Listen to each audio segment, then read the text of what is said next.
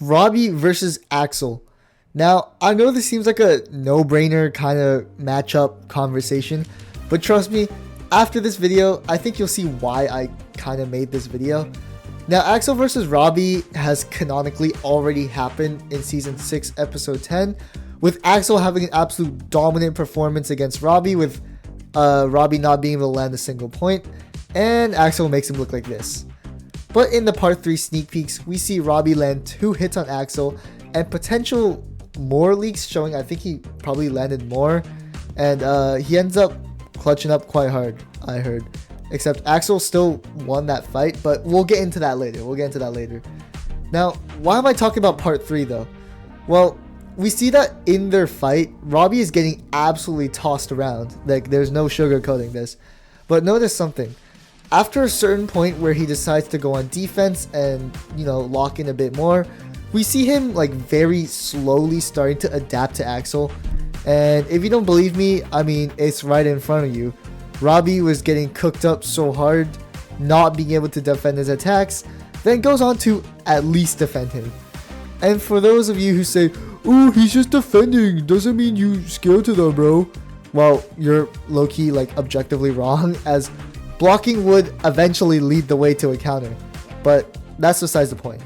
My point is that Robby was clearly shown adapting in his fight against Axel, where he goes from non-defending his attacks to parrying and not letting Axel land a single point.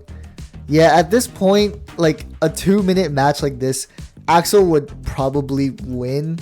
But Robby is notorious for being able to last quite long in a fight, so I think an all-out fight like this with no timer would definitely be a closer match than you all think.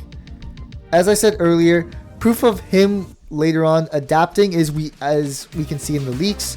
Now, I'm sure there could be missing context to this, like maybe Axel is just fighting worse after what happened to Quan, but honestly, I believe that there's less proof to this than Robby's adapting during the fight, as this is what we literally saw before that leak even released. And yeah, I know the whole "he's nerfed from Quan's death, bro" argument, but I don't see any proof of this other than it being just myth and speculation, unless like it was confirmed somewhere, and then if so, link it in the comments, please. But until that's proven, I'm gonna go with my own theory.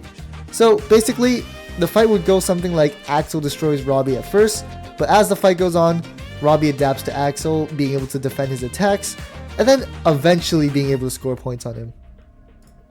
Now, in conclusion, I would still give this to Axel.